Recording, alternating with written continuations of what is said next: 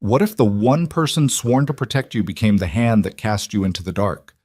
She was his Luna, his bonded mate, carrying his heir, and he sent her out into a blizzard with nothing but the clothes on her back and a sentence he never bothered to verify.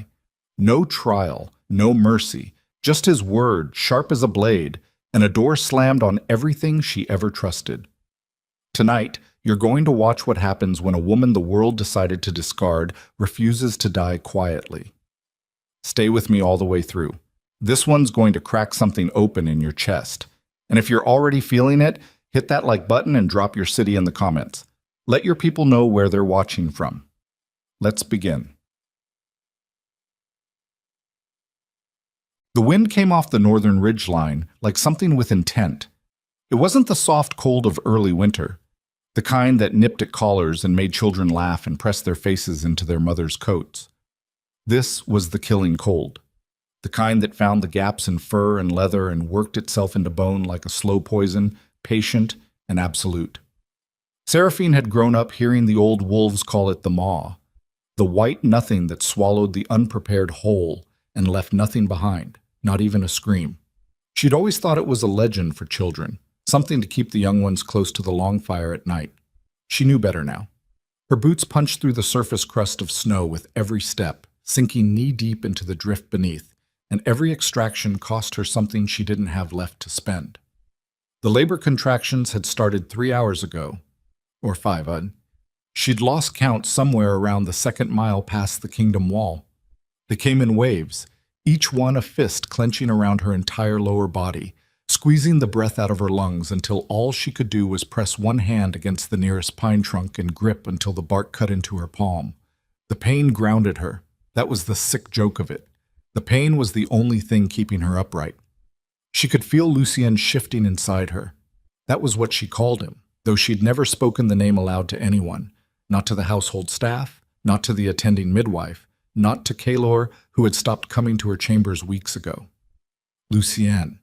She'd chosen it from an old Borderlands text she'd found in the archive, a name that meant light in a language older than the Wolf Kingdom itself. She'd pressed her palm flat against her belly in the dark of too many sleepless nights and said it quietly, like a secret between the two of them. He was going to be born in a blizzard, if he was going to be born at all. She stopped moving and bent double as another contraction seized her, this one longer and deeper than the last. Her breath left her in a ragged animal sound that had nothing of dignity in it, just the raw noise of a body fighting itself. When it released her, she straightened by degrees and forced her eyes open against the wind. Ahead, through the curtain of blowing snow, she could barely make out a shape. Low, rectangular, stone. She moved toward it because there was nothing else to move toward. 4 hours ago, Seraphine had been standing in the great hall of Ashenvale Keep. She'd been summoned without explanation, which should have told her everything. In the 8 years she'd lived within these walls, first as the Alpha King's chosen mate, then as his Luna, then as something increasingly difficult to name, she had learned to read the temperature of silence the way a hunting wolf reads wind. The silence that greeted her when she crossed the threshold of the Great Hall was the wrong kind. Too arranged. Too still. The Beta family was already there. Lord Draven Ashcroft stood at the right hand of the empty throne, his 2 eldest sons flanking him like decorative weapons. Dravon was a lean man, all angles and careful grooming, the kind of face that had never let a real emotion show through in 40 years of court politics. His wife, Lady Marveth, stood slightly apart, her expression arranged into something that resembled grief but had none of grief's weight behind it. Theatrical. Seraphine had never trusted theatrical grief. Behind them stood 6 members of the Council of Fangs, the advisory body that theoretically served the Alpha King, but, in practical terms, served whoever controlled the Alpha King's ear. 2 of them would not meet her eyes when she entered. That was the second thing that should have told her. She stood in the center of the hall with her hands loose at her sides. 7 months along, heavy and tired and still straight-backed, because she'd learned early that posture was the armor that didn't require anyone else's permission. Her personal guard, Finn, had been turned away at the door. She'd heard him protest before his voice cut off. She hadn't been given the chance to ask why. Kaylor came in through the back corridor. He didn't look at her when he entered. That was the third thing. He was 34 years old and had been Alpha King for 11 of those years, had taken the title at 23 when his father died of a wound that festered through a long winter, and had ruled the way men who inherit power too young sometimes rule, with ferocity in battle and a corrosive uncertainty in everything else, especially anything that required him to trust what he couldn't see or smell or strike. He was broad and dark-haired and had a scar that cut through his left eyebrow from a border skirmish 7 years ago. Seraphine had once put her thumb across that scar in the dark and thought that she understood him. She no longer thought that. He took the throne. He still didn't look at her. Luna Seraphine Ashmore. His voice was the flat, carrying tone he used in formal proceedings, not the voice he used with her, or the voice he had used with her. At some point in the past, she was struggling to locate precisely. You have been called before this assembly on charges brought by Lord Dreven Ashcroft and witnessed by members of the council. Her heartbeat didn't spike, it steadied. That was the strange thing, the thing that had frightened her later, when she'd had time to think about it. When everything you've braced for finally arrives, there's an awful calm to it. "What charges?" she said. Not a question, just the two words, flat and waiting. Dreven stepped forward. He produced a folded document and held it out to the nearest council member, who opened it and began reading in the official tone of a man who had rehearsed this. Correspondence recovered from the Luna's private quarters, dated across a span of 14 months, addressed to representatives of the Eastern Syndicate, enemies of the Wolf Kingdom, containing troop movement schedules, garrison rotation dates, and the names of 17 embedded border informants. Seraphine said nothing. 2 of those informants, the council member continued, were found dead within a fortnight of the date on the final document. The hall was quiet except for the long fire and the wind outside. "These documents," Dreven said, and there was something careful in his tone, something that would sound to a casual listener like reluctance, and sounded to Seraphine like the specific smugness of a man watching a trap close, "bear the Luna's personal cipher, the one used exclusively by her household." She turned to look at Kaelor then. She'd been waiting for him to look at her. He hadn't. "Kaelor." His jaw tightened. He was gripping the arm of the throne with his right hand. "Kaelor, look at me." He did. And there it was. The thing she'd been searching for and dreading in equal measure. Not the cold fury she might have expected, not the righteous outrage of a man who believed he had been betrayed. Something worse. He'd already decided. Whatever she was about to say, whatever defense she put forward, it was landing on soil that had already been poisoned. She could see it in the set of his eyes. That particular flatness that a man gets when he's chosen his version of events and locked the door behind him. "This is a fabrication," she said. "The cipher exists in multiple copies. The household staff, the archive clerks, anyone who processed official correspondence in my name over the last 2 years. This is not evidence. This is a document someone with access to my cipher made to look like evidence." "The investigators," the council member began. "Who conducted the investigation?" she asked. She turned to face him directly. "Give me the name of the investigator and their chain of command." Silence. "Give me the name." Dreven smiled. It was a small, brief thing that probably wasn't visible from the throne, but was visible from where she stood. "The Luna is understandably distressed." "I am 7 months pregnant," Seraphine said, and her voice did not shake. "And I am standing in a hall being accused of crimes that would require me to have been conducting covert correspondence for over a year. I want to know who investigated these claims. I want to know who recovered these documents. I want the names of the informants who were allegedly identified, because I will tell you right now that I have never communicated with the Eastern Syndicate. Not once, not indirectly, not through any proxy you or anyone else can produce." She turned back to the throne. "Kaelor, you know me." He looked at her for a long moment. She watched something move behind his face. A flicker of something that might have been doubt, or might have been the memory of doubt before it got buried. "The evidence," he said, "is substantive. The evidence is paper, with a cipher that is not exclusively mine. 2 men are dead. Then someone killed them. It wasn't me. You had access to their names." as did every senior administrator in this keep. She stepped forward and watched his guard shift their hands toward their weapons. She stopped. Kaylor, I am carrying your son. I have lived in this house for 8 years. Whatever I have been to you or not been to you in the last year, you know I am not this. You know it. He was quiet for a long time. Then he said, The bond does not exempt you from law. And she understood then. Not the fact of his decision, she had suspected that since she walked in, but the mechanism of it. He wasn't choosing to believe the evidence over her. He was choosing to use the evidence as permission to do something he'd already half decided. Whether that was about her, or about Dravon, or about some calculation she wasn't privy to, she didn't know, and no longer had the time to care. By the authority of the Alpha Throne, he said, standing, and his voice filled the hall the way it was designed to, Luna Seraphine Ashmore is stripped of title and pack bond effective immediately, and is sentenced to est beyond the kingdom walls before the next bell.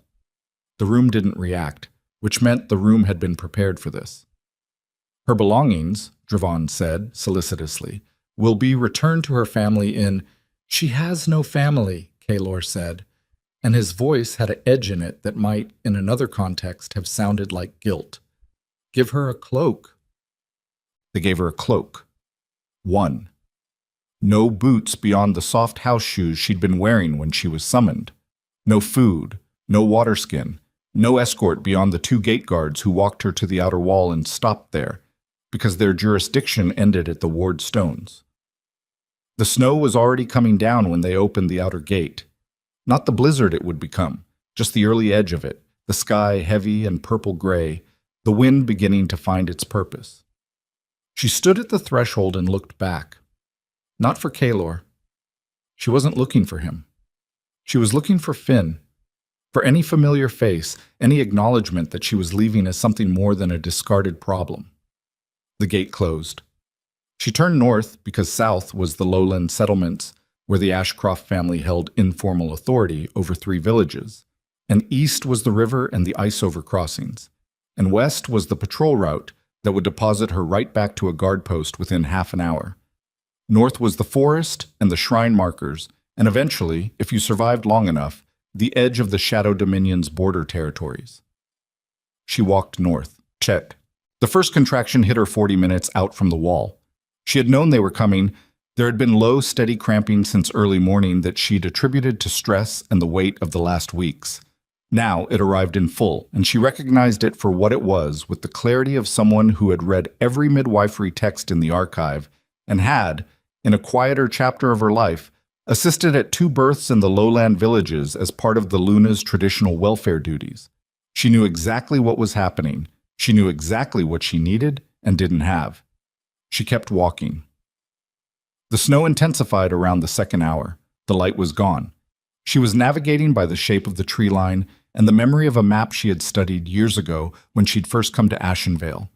The old survey maps that showed the pre-kingdom shrine network, a series of stone way stations the old border clans had built 3 centuries ago, before the Wolf Kingdom absorbed the territory. Most were ruins. Some still had walls and a roof of some kind. She needed 1 roof. Just 1.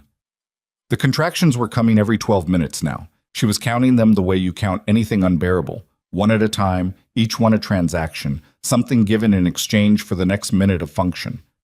Her feet had stopped hurting somewhere around the 1st mile. She knew what that meant and filed it away with everything else she couldn't afford to address right now.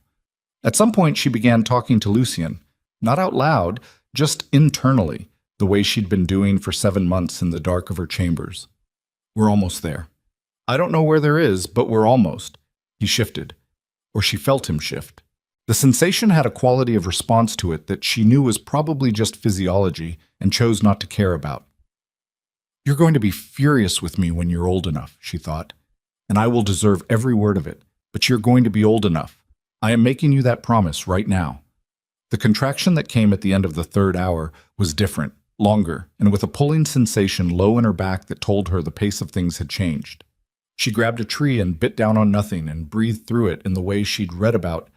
Slow out, slower out, let the body do what it's doing, don't fight it. When it released her, she saw the shrine. It was barely standing. One wall had partially collapsed inward, and the roof had lost half its stone tiles to some winter years back. But the remaining half was solid, and the collapsed section had created a kind of windbreak that, combined with the standing walls, made the interior survivable. There was a stone altar that had been stripped of whatever it once held, flat and wide and waist high, and the floor beneath the remaining roof was dry, or dry enough. She pulled off the outer cloak and laid it on the altar, because the floor was too cold and she couldn't afford the ground chill during labor. She didn't let herself think about what she didn't have. Clean water, light, assistance, warmth, real warmth. She had stone walls, a partial roof, and enough left in her to get this done. The contractions were 5 minutes apart. She worked through it with the same economy she'd applied to the walk. Each one a transaction, each one a thing to move through rather than resist. She had enough wolf in her to know that the body had been doing this without instruction for longer than anything resembling civilization, and that knowledge was a kind of cold comfort, but it was the only kind on offer.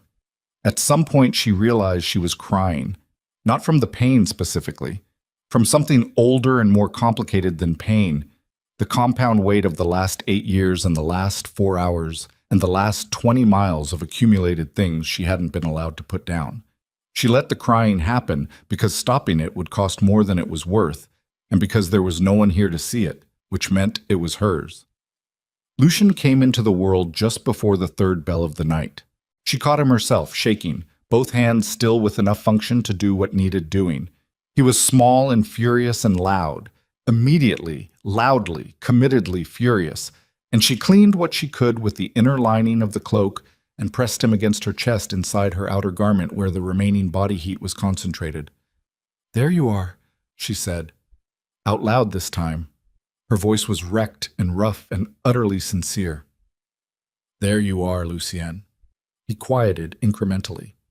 Not all the way. He was hungry and cold and presumably not enthusiastic about his introduction to the physical world, but enough. Enough to fit against her like something that recognized her.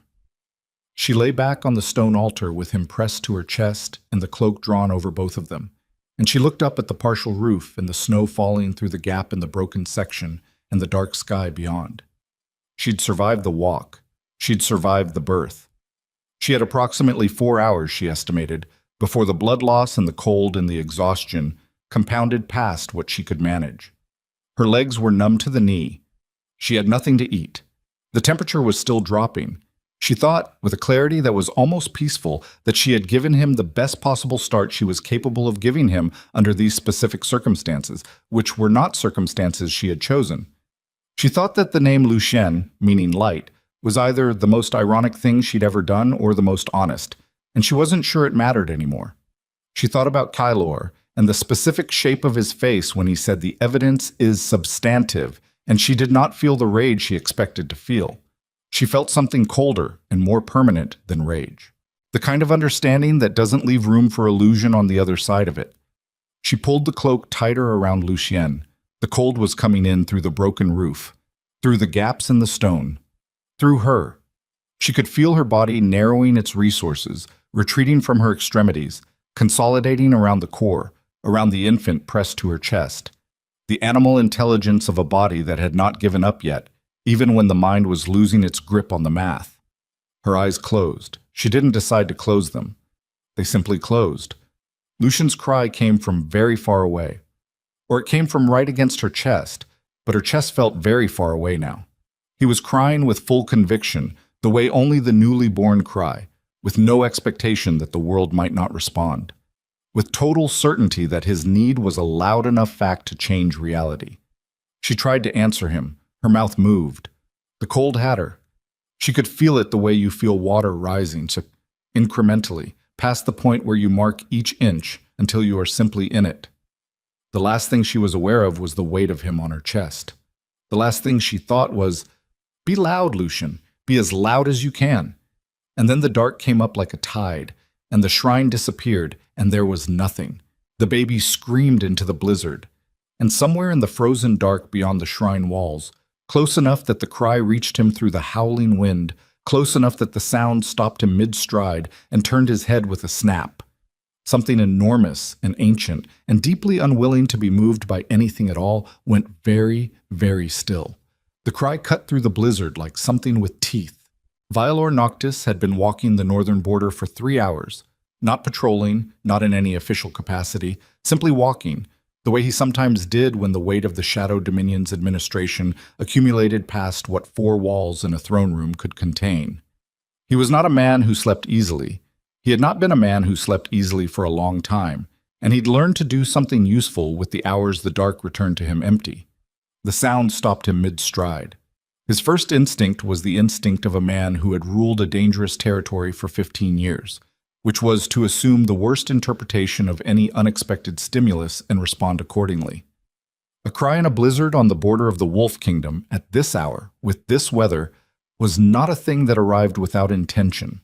It was a lure, or it was a trap, or it was something the Wolf King's people had arranged to see how close they could get to the Dominion's outer markers without triggering a response. He stood still for 4 seconds and let his senses work through the wind. Then he moved toward it anyway, because whatever the cry was, it was genuine. That was the thing he couldn't argue around, the raw, uncomposed quality of it. He had heard men scream in battle, had heard the staged performances of political theater, had heard grief that was manufactured for an audience. This was none of those. This was the sound of something small and new and entirely without strategy, announcing its existence to an indifferent universe with everything it had. He found the shrine by following the sound. The outer wall was barely chest height on the collapsed side. He cleared it in a single movement and stopped inside the threshold, one hand on the stone, and looked. The woman on the altar was gray. Not metaphorically. Her skin had taken on the flat, washed-out pallor of someone who had lost significant blood and been exposed to severe cold long enough for the two things to compound. She was lying on her back with one arm curled against her chest and her head tilted slightly to the side, and she was not moving. The infant pressed against her ribcage was moving, was in fact the source of the noise, crying with a mechanical, relentless energy that seemed almost disconnected from the stillness of the body it was resting on. Veilor crossed the shrine in 4 steps and pressed 2 fingers to the side of her throat. A pulse. Shallow. Too slow. He stood there for a moment with his fingers against her skin and ran a rapid assessment that was not tender and was not sentimental and was not anything except efficient. The blood loss was significant, but not unsurvivable if addressed. The hypothermia was the more immediate problem. The child appeared intact. He could hear the health in that cry, the fullness of it, and was being kept marginally warmer by contact with the mother's body, which still held some core temperature despite everything. He could leave them. The thought arrived, and he examined it the way you examine a tool to see if it's useful. She was from the Wolf Kingdom. The scent was unmistakable even through the cold, that particular combination of pine and iron and something lupine that ran bone deep. She was also, by the evidence of what he was looking at, a new mother who had given birth in a blizzard in an abandoned shrine with no assistance and no supplies, and who had somehow still managed to cushion the infant against her own body before losing consciousness. Whatever she wasn't here by choice. He could leave her. He could walk back to the Dominion's inner gate and report an anomaly on the border and let the morning sorting out sort itself out. He picked up the child instead. The infant's cry shifted in pitch at being lifted, indignant rather than terrified, and Veilor adjusted his grip with the automatic competence of someone who had, in a previous chapter of his life, done this before. He tucked the child against the inner surface of his coat, where the body heat was concentrated, and felt the crying begin, incrementally, to reduce. Then he looked at the woman on the altar. "You are going to be a significant problem," he said. To her, or to himself, or to the blizzard, it didn't particularly matter. He gathered her up. Pate. The Dominion's outer infirmary was staffed through the night by a rotating pair of healers, a protocol Veilor had instituted 12 years ago after a border skirmish left 3 of his soldiers bleeding through a 6-hour wait for morning personnel. The healer on duty when he came through the gate carrying an unconscious wolf woman and an infant was named Dressa, and she had been working in the Dominion's medical service long enough that she didn't waste time on expressions of surprise. She looked at what he was carrying. She looked at him. "The child first," she said, and held out her hands. The mother is hypothermic and postpartum blood loss. She was out there at least 2 hours, probably more. I can see that. Dressa had already taken the infant and was unwrapping him with practiced efficiency. Put her on the table, the long one, and someone get me hot water and the third cabinet on the left. Valor set Seraphine down on the indicated table with a care that he would not, later, spend much time analyzing. He stepped back. The infirmary staff moved around him in the competent choreography of people who knew their work, and he stood by the wall with his arms at his sides and watched. The infant, checked, wrapped, determined to be cold but uninjured and furiously vocal about both things, was handed to a secondary attendant. Dressa worked on the mother.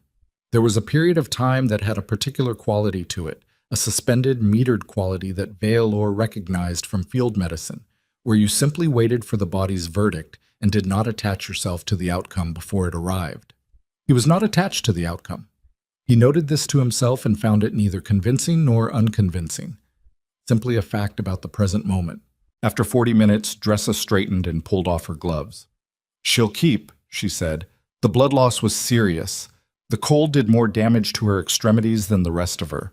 We'll know more about her feet in the morning. She's not going to wake up for several hours." The child, healthy, cold, and hungry, which he's communicating very clearly, will need a feeding solution until she's able. Valor nodded. "She's wolf-kind," Dressa said. Not an accusation, just a notation. "Yes. From the kingdom." Presumably. Dressa looked at him for a moment with the particular expression she reserved for things she wasn't going to say. She'd worked for him long enough to have accumulated a collection of such things. "The council will want to know she's here. The council will know what I choose to tell them and when I choose to tell them." "Yes," Dressa said. "That's what I assumed." She went back to her work. Seraphine woke on the second day. Not cleanly, not all at once. In pieces, awareness arriving in increments, each one slightly more coherent than the last, until she surfaced enough to know she was somewhere warm, which was wrong. She'd been cold. She'd been very cold. The cold had taken her. She moved, and the pain that responded told her exactly which parts of her body had recently done extraordinary things, and were not interested in being moved without prior notification. Her eyes opened.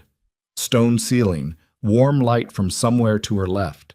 The smell of something medicinal, and beneath it, the specific neutral clean smell of a space that was maintained rather than lived in. She turned her head. The infant was in a wooden frame cradle 2 feet from her, wrapped in something dark and warm, his eyes closed with the total commitment of the deeply asleep. His chest rose and fell. She tracked it for 3 breaths before she trusted it. "He's been fed," said a voice from the doorway. She turned.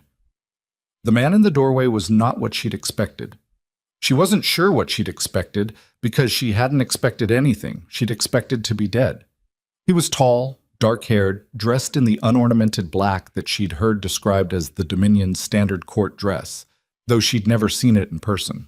His eyes were a pale gray-silver that read as colorless in the infirmary light. He had the particular stillness of someone who had learned, at some cost, to keep everything internal. She knew who he was. The Shadow Dominion's emperor, Valor Noctis. The Wolf Kingdom's textbooks described him in 3 ways depending on who had written the entry: a warlord, a usurper, or a necessary counterbalance to the Eastern powers. Kaler's council had called him a threat to be monitored. She had read the intelligence reports that came across the Luna's administrative desk and formed her own opinion, which was that any man who could hold a border territory against 3 different hostile forces for 15 years without losing his northern settlements was either very lucky or very competent, and luck didn't typically last 15 years. She looked at him without speaking.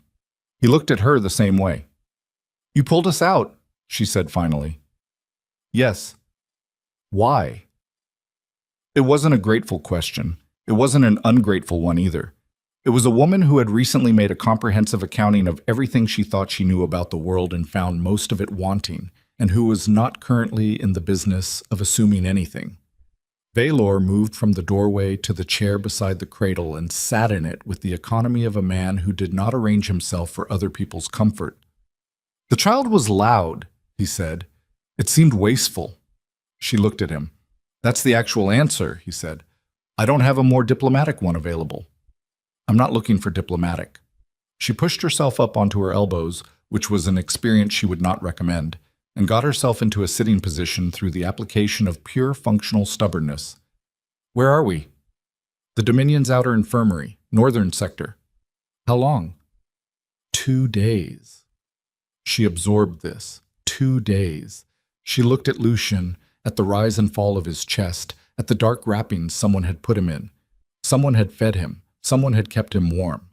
She tracked all of this the way you track important information, factually, without attaching to what you might feel about it until there was time for that. What do you want? She said. Something shifted in his expression.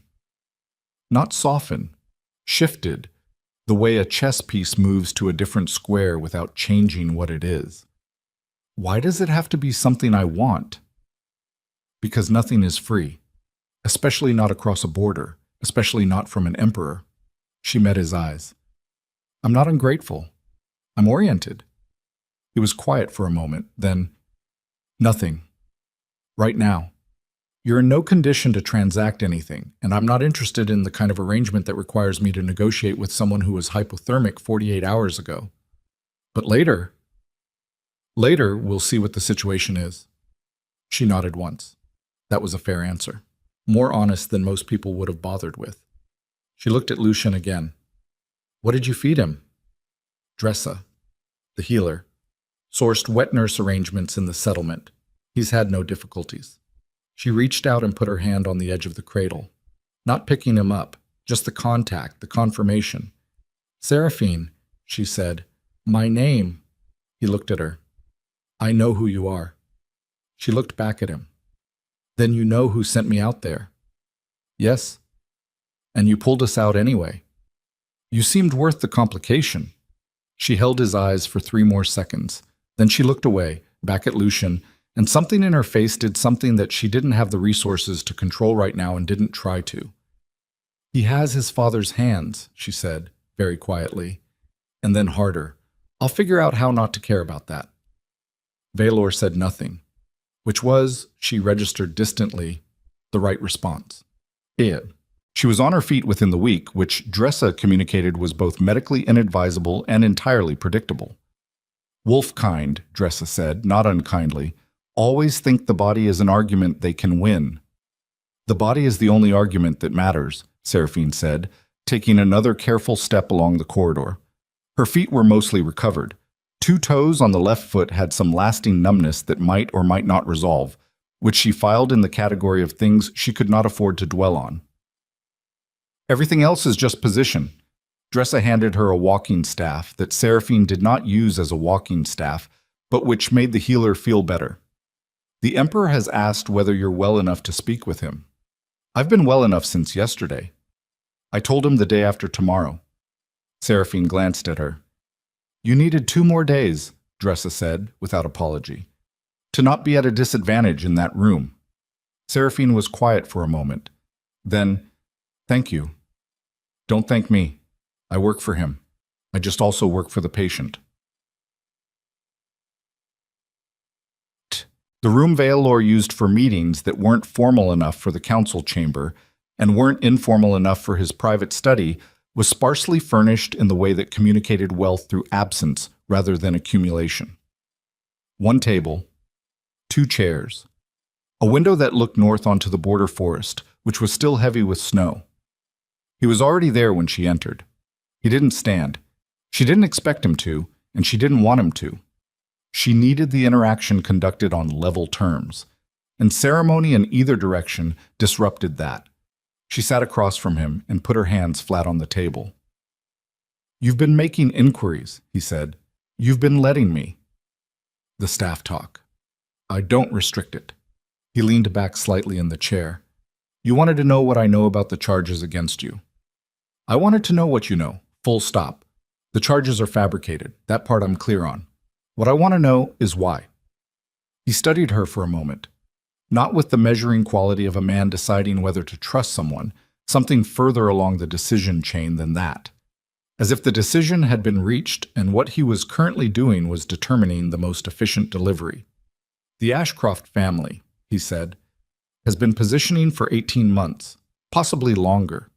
My intelligence on the Wolf Kingdom is not comprehensive, but it's adequate. Drevon Ashcroft's eldest son was passed over for the commander of the Northern Garrison position 14 months ago, a position that would have given the family direct military authority over the border corridor. The Alpha King gave it to someone outside the Beta family's network.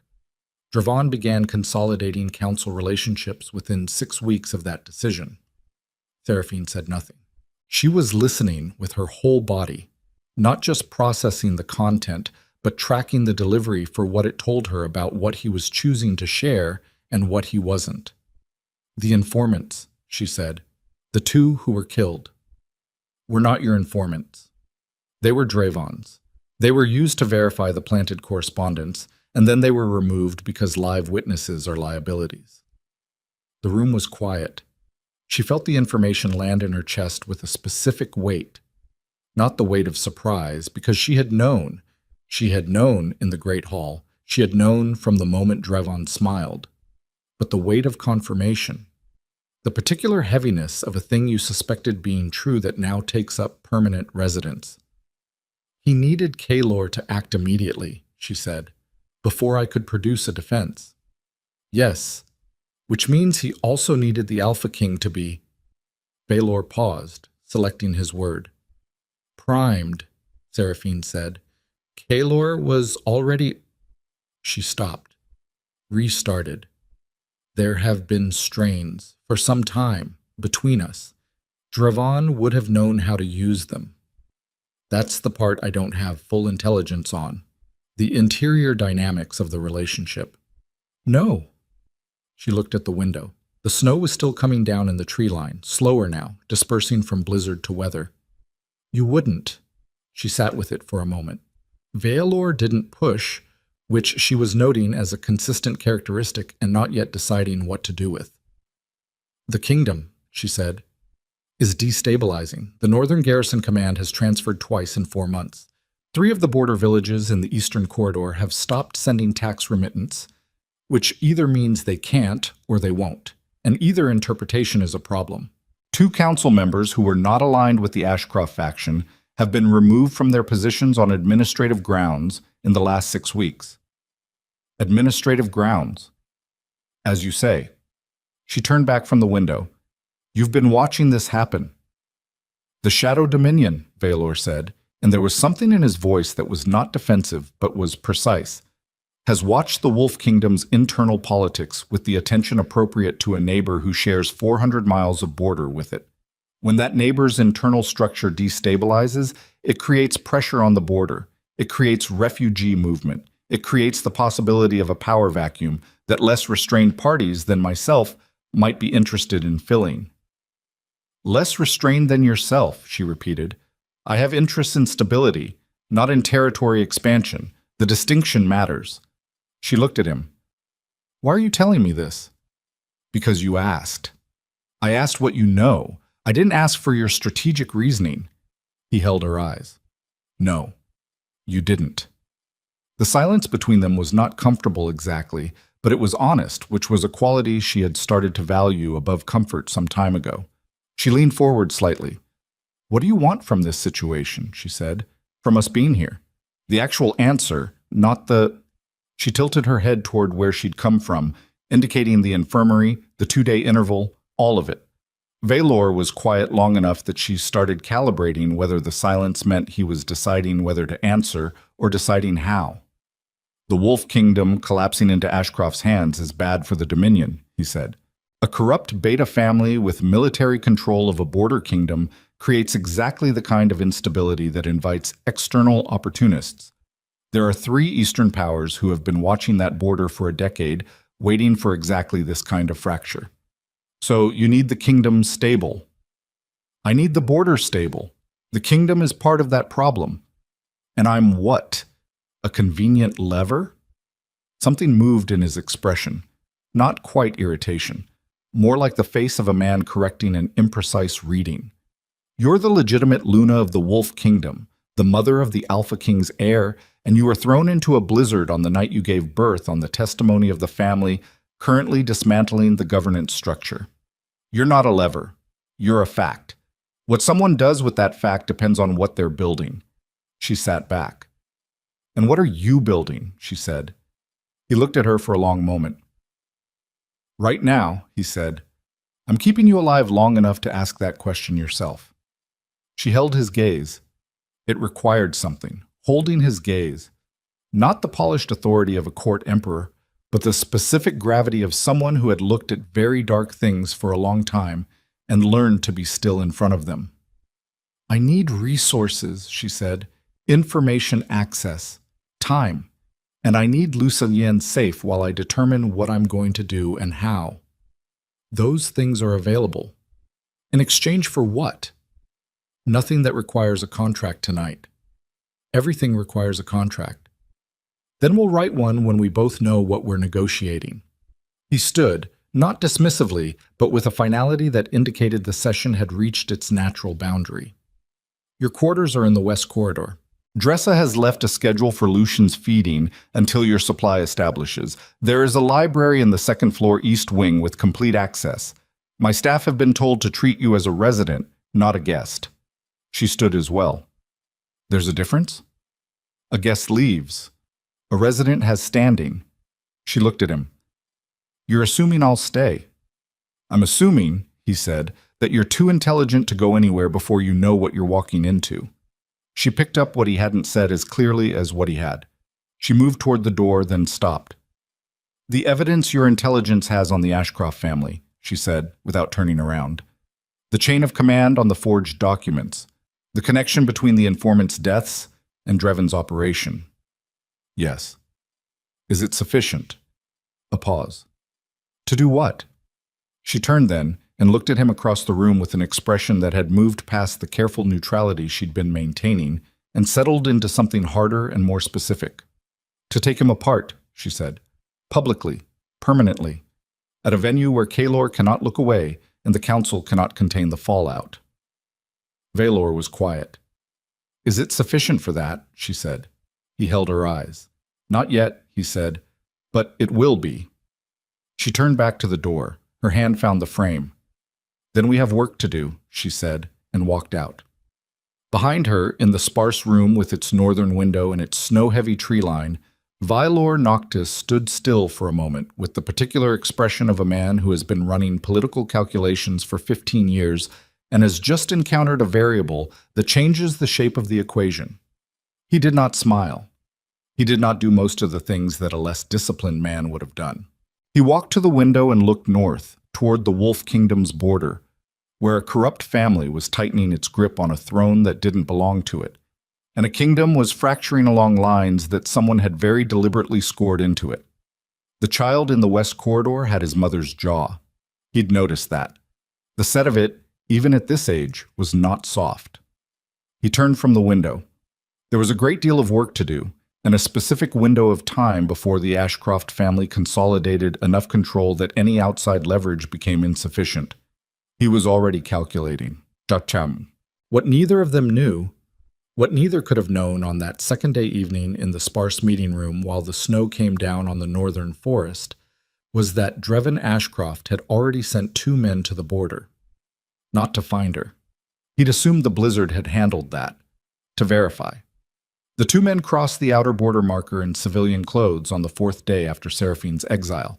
They were carrying trade papers and looking for evidence of a body in the shrine network, something to bring back to Dreven that would close the file cleanly and let him proceed without the low-level concern of an unconfirmed outcome.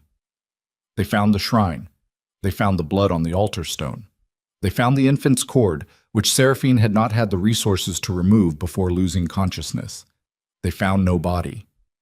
The older of the 2 men crouched in the shrine for a long time, looking at the evidence of a birth and a survival without a body to account for it. He looked at the tracks in the snow outside the shrine, already blurred by 2 days of additional snowfall, but present, leading north. Not south, not east, not back toward the kingdom. North. Into Shadow Dominion territory. He stood up. He looked at his partner. They went back south at twice the speed they'd come north, because Drevon Ashcroft was a man you did not delay bad news for. And this was the worst possible news. The news that the problem was not solved, that the Luna was not dead, that she was alive somewhere on the wrong side of the border, with the heir to the Wolf Kingdom and the Emperor of the Shadow Dominion between her and everything Drevon had spent 18 months building. The message reached Drevon on the 6th day. He read it once. Then he did something he had not done in a long time, because he was a careful man, and careful men did not make unnecessary noise. He put the message down on his desk and sat with his hands flat on the wood, breathing slowly, and he thought about all the things that a living Seraphine could do to him if she had resources and time and the attention of a man like Valor Noctis. He thought about it for exactly as long as it took to understand that the situation had changed irrevocably. Then he stood up and began making different plans, plans that did not assume the problem would solve itself, plans that required him to move faster, consolidate harder, and eliminate the remaining obstacles before a woman who had survived a blizzard and a border crossing and a birth with no help found her footing on the other side of that line. He was, in his bones, too late. He didn't know it yet. 3 years changed a person in ways that weren't always visible from the outside. Seraphine had spent the first year learning the Shadow Dominion the way you learn a language, not from books, which she'd read comprehensively by the 3rd month, but from the texture of daily interaction, from the specific silences that preceded decisions, from the way Valor's council members shifted their weight when they disagreed with something and chose not to say so. She'd learned which administrators were competent and which were decorative. She'd learned the border settlement patterns, the trade route dependencies, the names of the 3 eastern powers that watched the Dominion's northern flank with a patience that was not benign. She'd spent the 2nd year building something she didn't have a precise name for, not a faction. That implied politics she wasn't positioned to run yet. Not an alliance. That implied formal agreement where there was still mostly careful proximity. She and Valor had developed a working relationship that operated at a temperature neither of them had fully acknowledged, and both of them fully understood. He brought her into strategic briefings. She contributed analysis that his existing advisors hadn't been producing. The arrangement had an equilibrium to it that she didn't trust because equilibrium, in her experience, was what things achieved right before they broke. The 3rd year she'd spent watching the Wolf Kingdom deteriorate with a systematic patience that cost her something every morning and that she paid anyway. Lucienne at 3 was walking, talking, and entirely ungovernable in the specific way of children who have been exposed too early to adults conducting serious business. He had Seraphine's eyes and a jaw that Valor had observed once in a rare moment of unguarded comment was going to cause considerable problems for someone in about 15 years. He called Valor by a shortened version of his name that no one else in the Dominion used and that Valor had never corrected, which Seraphine filed with the other things she wasn't yet examining directly. The intelligence on the Wolf Kingdom had been building for 3 years. Valor's network was not the most extensive she'd ever encountered, but it was precise in its targeting, and what it had assembled on the Ashcroft operation over 36 months was a structure, not just evidence, but a documented architecture of manipulation, bribery, coercion, and murder. The 2 dead informants were the visible surface. Beneath that were 4 more deaths that had been ruled as accidents or illness.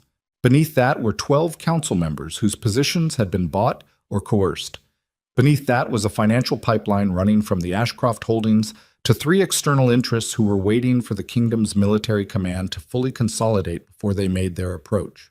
The plan had been building toward the Great Moon Assembly, the decennial convocation that required every regional lord, council member, and senior military commander to present themselves at the capital for a formal accounting of the kingdom's state.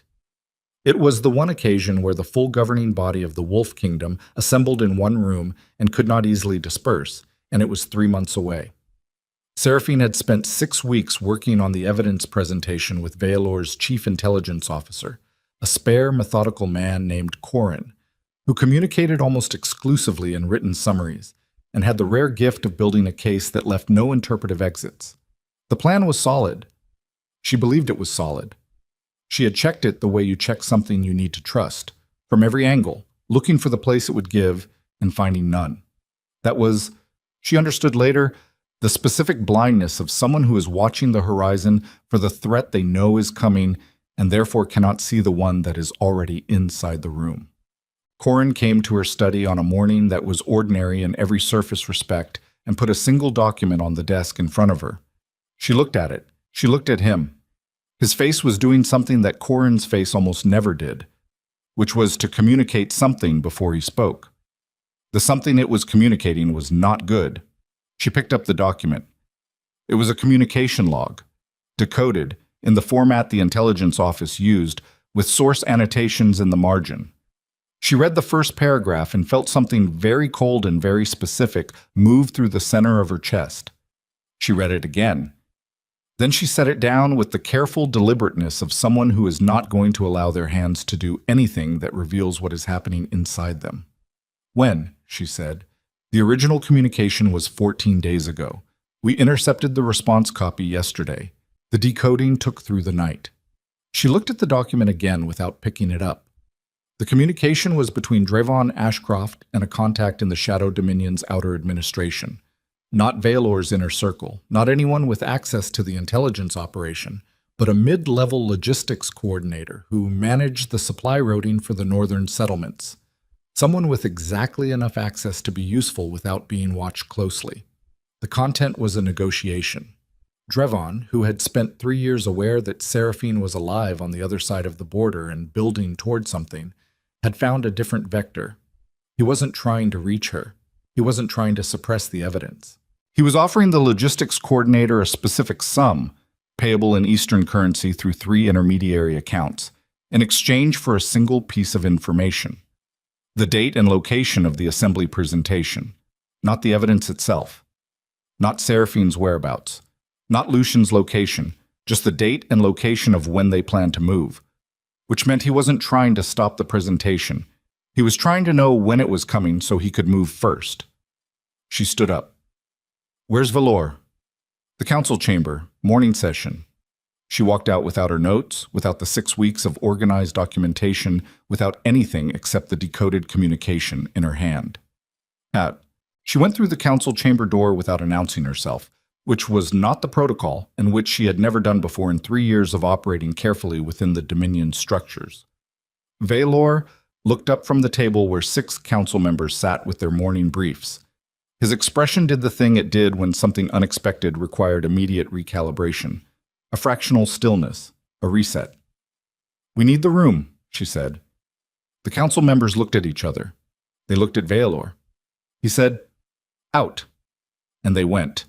Because 3 years of watching Seraphine operate at the Emperor's right hand had produced a general understanding that when she came through a door looking like this, the politic move was to be somewhere else.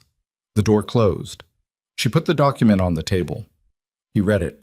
He read it with the same stillness she had used, and she watched his face the way she watched everything, for information, for the specific angle of what was underneath the surface. When he looked up, she said, 14 days. Yes. Someone in the outer administration. Boren, logistics coordinator, northern sector. I know who he is. Then you also know what this means. She put her hands on the table. Drevon doesn't need to stop the presentation. He just needs to know when it's coming. He moves against Kalor before we can get there. Consolidates the throne under the Ashcroft name. Makes the Alpha succession a settled fact. And then it doesn't matter what evidence we bring to what assembly, because there is no longer a legitimate seat to present it to. Valor was quiet. He's been waiting, she said, about 3 years.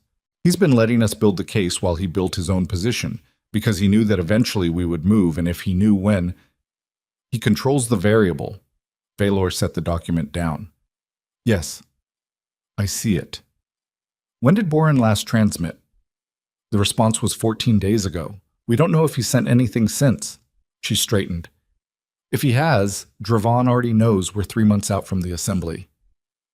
The room was quiet in the particular way of rooms where the shape of a problem has just become visible, and neither person in the room is done looking at it yet.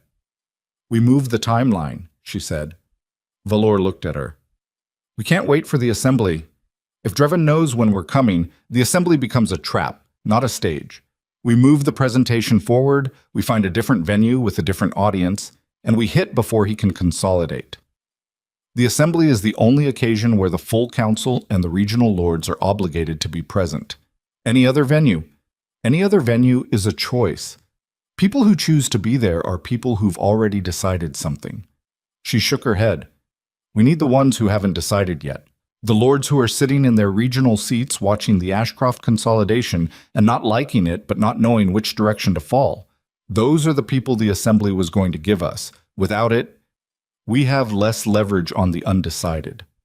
Yes. She turned to the window. Outside, the Dominion's inner settlement was doing its morning business in the cold. Market carts, livestock, the smell of wood smoke and activity. Ordinary life going on under the authority of a man who had built something functional out of a territory that most of the continent had written off as ungovernable.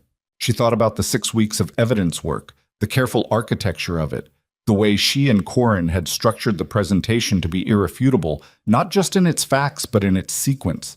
Each piece placed so that the next one became inevitable, so that by the end there was no interpretive exit available. She thought about how much of that still held, and how much of it had just become a liability. Kaelor? She said. Vaelor didn't answer immediately. If Drevon moves first, she said, and takes the throne, what happens to Kaelor? Politically, he becomes a liability.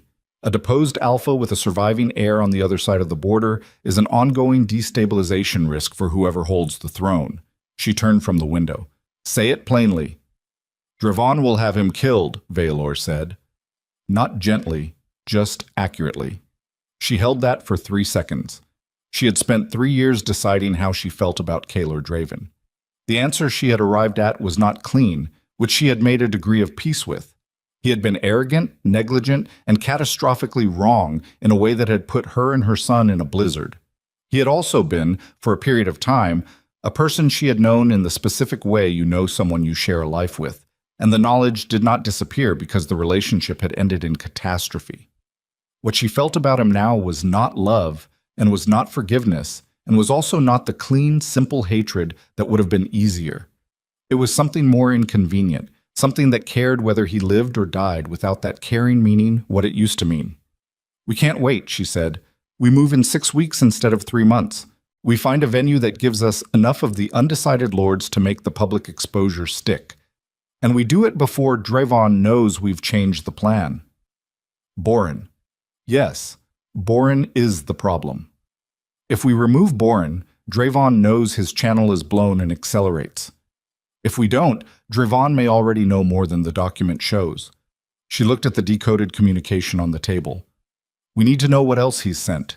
Every transmission in the last 3 months. Corin will have it by tonight. I need it by midday. Vaelor looked at her. There was something in his expression that wasn't quite agreement and wasn't quite resistance, more like the calibration of a man deciding whether to say the thing he was thinking. Say it, she said. You're moving from a controlled timeline to a reactive one because someone we didn't catch compromised the outer perimeter. That is a real problem. It's also not a catastrophic one if we respond correctly. We're agreeing on that. What I'm not agreeing on, he said, is the part where you're running the next 6 weeks on the same architecture as the last 3 years, but faster, and not accounting for what the faster pace costs you on the presentation side. She was quiet. Corin's case was built for the assembly audience, Vaelor said. The full council, the regional lords, the witnesses who need 3 months of secure handling. You compress that to 6 weeks, and some of the witnesses will not be in position. Some of the documentation chain will have gaps. It will still be strong. It will not be what it was. I know. If it's not airtight, I know. She picked up the document from the table. Drevon has been building for 4 years. I have been building for 3. Whatever I bring to that room in 6 weeks will not be everything I planned. But it will be enough to start what can't be stopped once it's started. And right now that is more important than perfect. She looked at him. The alternative, she said, is that I wait 3 months with a compromised channel and walk into an assembly that Drevon has already prepared for. That is the worst outcome. Vaelor was quiet for a long moment. Then he said, I'll have Corin pull everything on Boren. Midday. She moved to the door. Seraphine. She stopped. Lucien stays inside the inner perimeter, full guard rotation, until this is done. She looked back at him. The particular quality of his expression was something she had learned over 3 years to read with some accuracy, And what it was expressing right now was not strategic concern about an asset, which was the thing it would look like to anyone else in the room. She held his eyes for 2 seconds. "Yes," she said, and left. The next 6 weeks were the hardest work she had ever done, and she had given birth alone in a snowstorm. Corin pulled Boren's full transmission record and found 3 more communications, 2 that preceded the one they'd caught, one that had gone out the day before their interception. The earlier ones were preliminary, probing contacts, establishing the channel's reliability. The last one, sent the day before they caught the response, contained an update. It contained the date of the assembly, which meant Drayvon had had the assembly date for at least 48 hours before they changed their plans. She sat with that for one evening and did not sleep, and then got up the next morning and built the new timeline on top of the rubble of the old one, because there was nothing else to do with it. Corin worked 18-hour days restructuring the evidence presentation. She worked alongside him, making decisions about what to cut and what to compress, and what could be delivered through witness testimony rather than documentation. Because witnesses who were already inside the Dominion's secure perimeter were more reliable on a 6-week timeline than documents that required courier chains and border crossings. They had 4 witnesses. She needed 6. The 5th came through a contact Valor had in the Eastern Merchant Network, a former garrison administrator who had been quietly moved out of the Wolf Kingdom 8 months ago on a fabricated corruption charge, and was, as it happened, in possession of very specific records about the cipher distribution that had been used to create Seraphine's forged correspondence. The 6th was the problem. The 6th witness was still inside the Wolf Kingdom. A council member's aide who had been present at the original evidence fabrication and who had been communicating with Valor's network in code for 14 months. Too frightened to cross the border, but too compromised to stop talking. She needed him out. She needed him out in 5 weeks. Valor said, "That is a significant extraction." She said, "I know. Can it be done?" He said, "It can be attempted." 4 weeks out, Kaylor Draven sent a message. Not to Seraphine. To Valor's official diplomatic channel, the formal correspondence route used for interterritorial communications of an official nature, the kind that were logged and could not be denied. The kind that meant someone had decided to do something official and therefore accountable.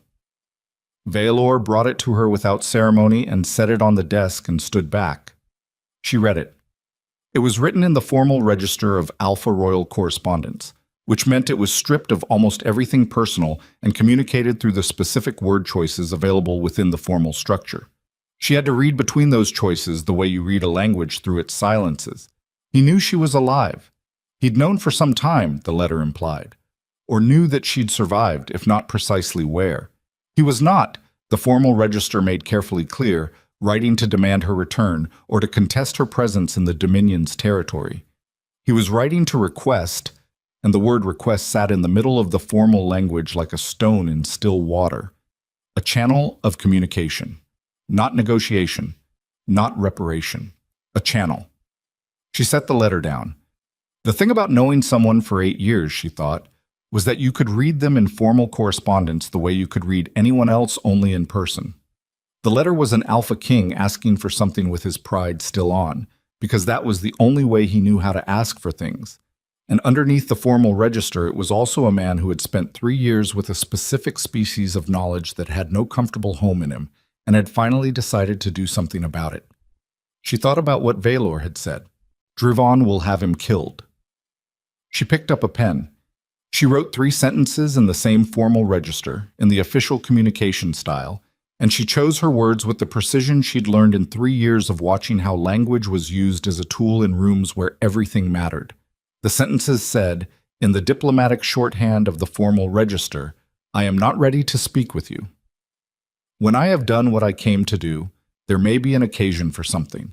Do not contact this channel again before the assembly." She gave it to Valor to send through the official route. He read it before sealing it, which she had expected and permitted. He looked at her afterward. "You're giving him warning," he said. "I'm giving him a timeline. There's a difference. If he shares that timeline, he won't." She was certain of this with a certainty that was not sentimental and was not the residue of old feeling. It was the specific certainty of knowing exactly how Kaylor Draven processed guilt, which was by holding it in and not speaking of it to anyone. because speaking of it would require acknowledging it, and acknowledging it would require doing something about it. And he had spent 3 years presumably not being ready to do something about it until the morning he sent that letter. He won't share it. He's not contacting Dravon about this.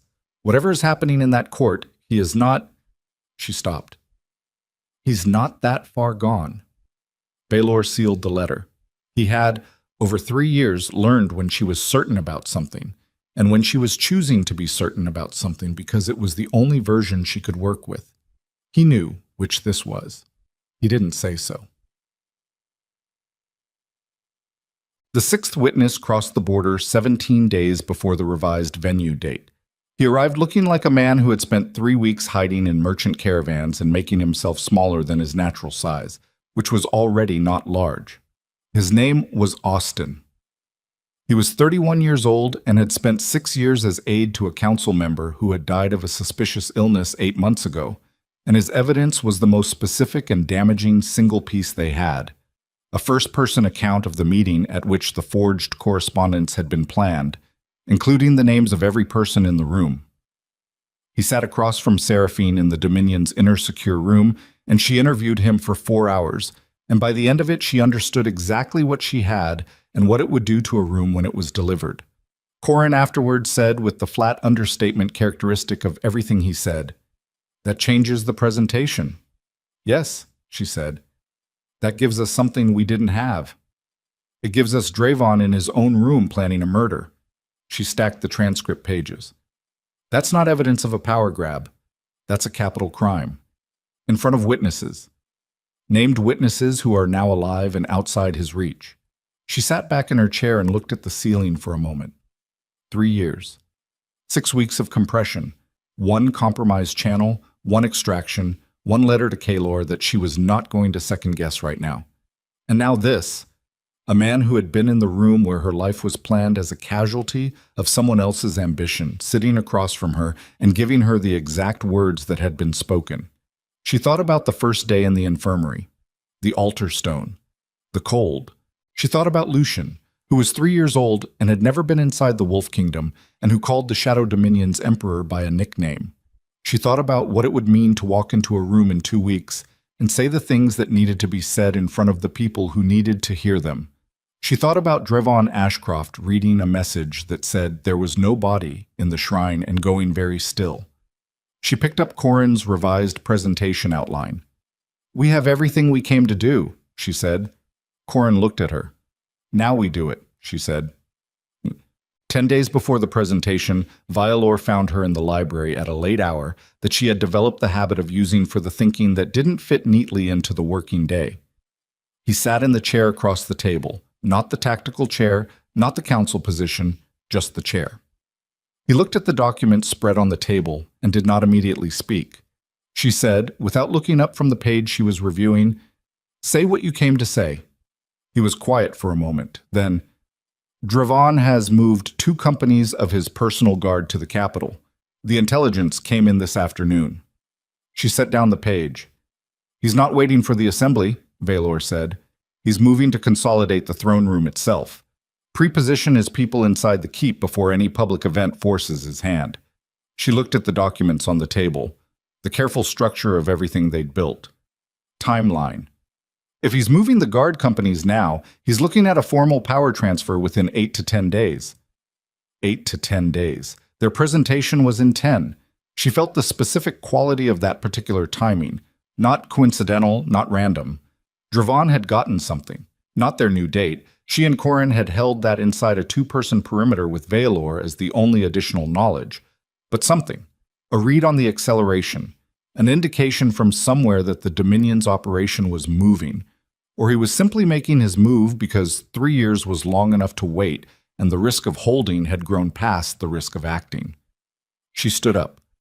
"If he completes the consolidation before we present, the presentation becomes a challenge to an established fact rather than an exposure of a conspiracy," Valor said. "The legal and political weight shifts." "We move tomorrow," she said. He looked at her. "The venue needs 2 days to prepare. Then it has tonight and 1 day." She started gathering the documents. "I need Corin. I need the witnesses secured and in transit by morning. and I need you to send word through your northern contact in the Wolf Kingdom capital, not the official channel, the secondary network, that the Luna of the Wolf Kingdom will be presenting before the regional lords and available council members in 48 hours. That leaks the timing. I need it to leak selectively. She looked at him. I need every regional lord who has been sitting in their seat watching Drevon Ashcroft take over the kingdom, and not knowing which direction to fall to know that there is somewhere to fall in 48 hours. I need them to make a choice tonight about whether they are going to be in that room. Valor was quiet. If Drevon learns the timing through that leak, she continued, he will accelerate. He may try to move in the next 24 hours instead of 8 to 10 days, which means he moves before he's ready, before his guard consolidation is complete, and he makes a visible play that will itself be evidence of exactly the kind of coup we are presenting evidence of. She held his eyes. You're gambling that his reaction to the information will itself become part of the case, he said. I'm gambling that a man who has been building towards something for 4 years, when he realizes his window is closing, will make a move that is too fast and too visible and too obviously what it is. She paused. He can't afford to be subtle anymore. That's the thing Drevon has lost right now in this moment. The one thing that made him dangerous for 4 years was patience. If he's moving guard companies, he's already past patience. She picked up the evidence outline. Panic makes people legible. And a legible Drevon Ashcroft is exactly what I need walking into that room. She moved to the door. Seraphine? She stopped, turned. Valor stood by the table with the documents and the late-night quiet around him, and he looked at her with the expression she had spent 3 years learning to read and had never quite finished learning. Whatever happens in that room, he said.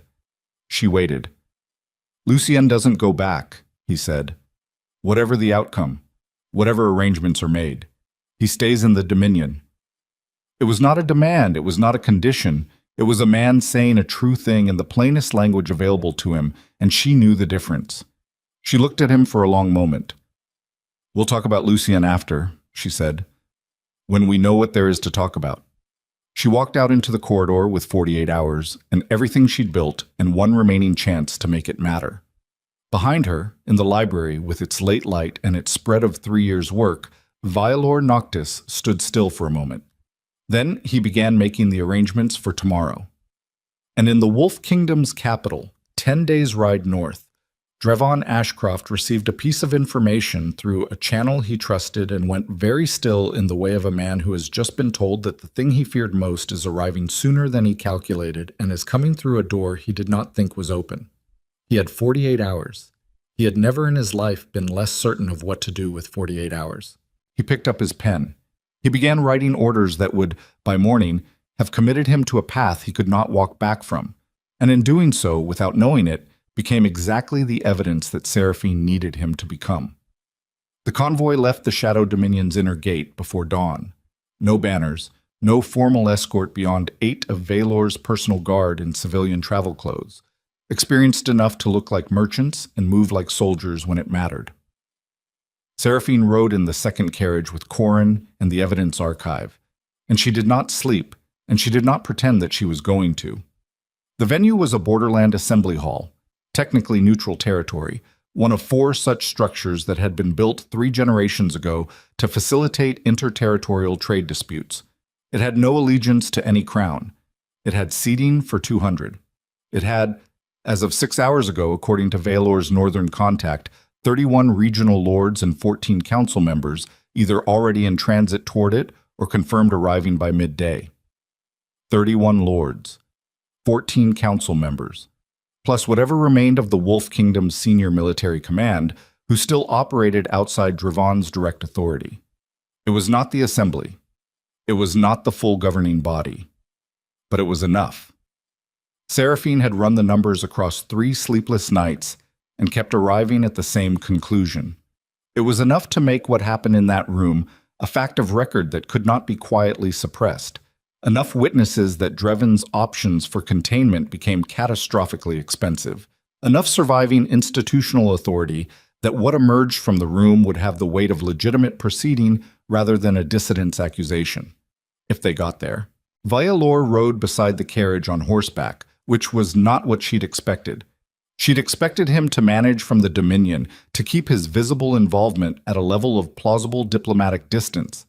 Instead, he was here, at the front of the convoy in the gray pre-dawn, with his personal guard and no announcement about what that meant. She'd looked at him when she'd seen him at the gate, and he'd looked back with an expression that foreclosed the conversation before it started. She hadn't pushed it. There wasn't time. And also, she understood what it meant. She simply understood it and set it in the category of things that would require full examination after. They were 3 hours from the venue when the rider came. Buck.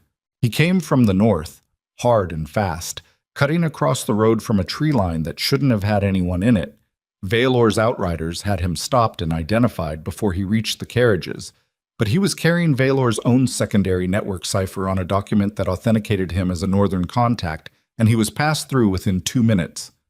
Valor read the message on horseback. His face did the stillness. He brought his horse alongside Seraphine's carriage window. Dravon moved last night, he said. Not against the throne. Against the venue. She felt it hit her solar plexus. How many? 40 men, riding under trade papers. They left the capital 11 hours ago. They'll arrive at the assembly hall approximately 30 minutes before we do. She looked at him. 40 men against 8 guards, and a presentation she had spent 3 years building. The math was not good math. He can't stop the lords from arriving, she said. They're already in transit. He shows up with 40 armed men and detains a sitting assembly. He's not detaining. He's contesting. If he gets to the hall first and establishes a counterposition, presents his own narrative to the lords as they arrive. They've been under his influence for 2 years. Some of them will simply defer to whichever version of events they encounter first. Then we need to be there first. Valor looked at her steadily. We cannot outride 40 men who left 11 hours ago. No, she said, but someone already at the venue can hold the room until we arrive. She turned to Corin in the seat across from her. The lords already confirmed has arrived. How many as of last contact? Corin checked his notes with the efficiency of a man who knew where everything was. 9, as of the contact at midnight. 9 lords in that room. Do any of them have their own guard complement?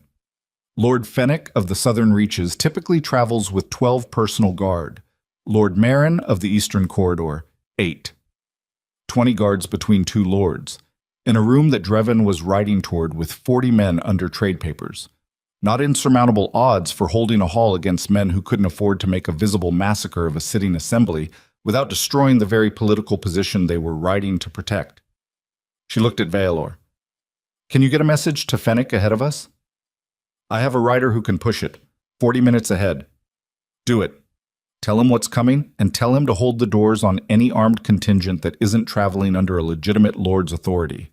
She paused. Tell him the Luna of the Wolf Kingdom is 3 hours behind the message and is carrying the reason to hold.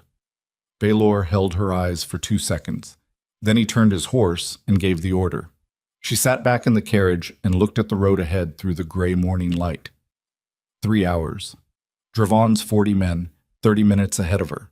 Fenwick's 20 guards and whatever authority 9 assembled lords could project. The lords who were still in transit, arriving throughout the morning, each one a variable that could fall either direction depending on what they encountered when they walked through the door. She thought about Lucian, safe in the Dominion's inner perimeter.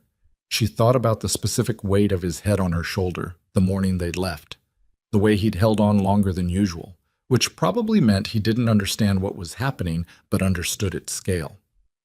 She thought about the altar stone in the shrine, 3 years ago, the cold coming up like a tide. She thought about the fact that she was still here. There was a particular kind of person who became most themselves at the exact moment when the margin for error collapsed to nothing. She had not known she was that kind of person until a blizzard informed her. The knowledge had not made her fearless. Fear was information, and discarding information was how people died. But it had given her a specific relationship with high-stakes moments that was different from dread, something that felt more like resolution, like the body and the mind finally operating at the same frequency because there was no longer any comfortable alternative. She opened the evidence archive and began reviewing the presentation for the last time. They heard the hall before they saw it. Not combat, voices. Raised, multiple, overlapping in the specific acoustic quality of a large stone space full of people who were not agreeing with each other. Valor's outrider came back at a gallop 3 minutes before the convoy reached the hall entrance and pulled up alongside the carriage with the report delivered in clipped, efficient sentences. Dreven's men had arrived 20 minutes prior. They were outside. Fennec had apparently taken the message with the seriousness it warranted and had his guard at the doors before the Ashcroft contingent reached them. The 40 men were positioned around the building's exterior in a formation that was too organized to be coincidental and too visible to be subtle. Inside the hall, 12 lords were now present. Dreven himself was inside. He'd come personally, which Seraphine had not anticipated, and which told her that he was past the point of managing this through proxies. He'd come to do this himself. She stepped out of the carriage before it had fully stopped and felt the road under her feet and the cold morning air and the specific quality of a moment that had been 3 years arriving. Valor was beside her. He didn't speak. "I go in first," she said. "Seraphine, I go in first. Alone." She looked at him. 40 men outside become a military intervention if you walk in behind me with 8 guards.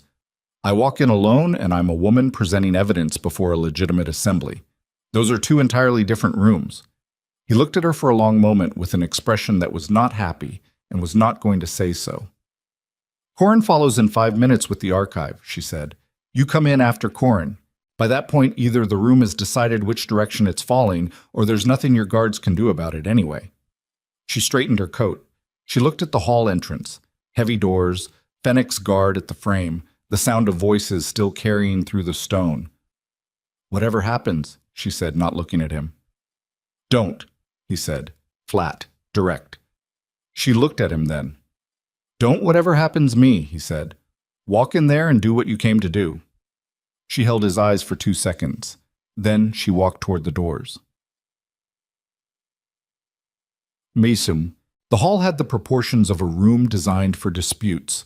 High ceiling, long table running its center, seating arranged so that no single position dominated, which was the architectural expression of the neutral territory principle. The fire was lit. The candles were burning. 12 lords sat or stood in loose configurations that told her immediately which ones had been talking to each other and which ones were isolated, which ones had their hands near their belts, and which ones had their arms crossed in the posture of men waiting to be convinced. Dreven Ashcroft was standing at the far end of the long table. He looked older than his intelligence file photographs, not in a soft way, in the way of a man who had spent 4 years holding something tightly and could not afford to let it show that the holding was costing him. His 2 sons flanked him, which was either a show of family strength or an indication that he didn't trust them out of his sight. His expression when Seraphine came through the doors was the expression of a man who had calculated this possibility and was now performing the calculation in real time against the actual version of events. The room went quiet. She walked to the center of it, not to the head of the table, to the center, where everyone in the room had equal sightlines to her. "Lords," she said, her voice was level. "Thank you for being here. This assembly," Dreven said, "was not called through legitimate channel. This assembly," Lord Fennec said from his seat, without raising his voice, "was convened by the arrival of lords in neutral territory, which is precisely the mechanism this hall was built to support. Your opinion of the channel is noted, Lord Ashcroft. It does not alter the mechanism." Dreven's jaw tightened. Seraphine looked at the room. 12 lords. Some she recognized from briefings, from the intelligence files, from the distant past of her time as Luna when she had administered the kingdom's welfare operations and had learned the landscape of who these men were beneath their titles. She looked at each face and read it with 3 years of exile's clarity. The ones who were frightened, the ones who were curious, the ones who had already decided, the ones who were still available. She spoke to the available ones.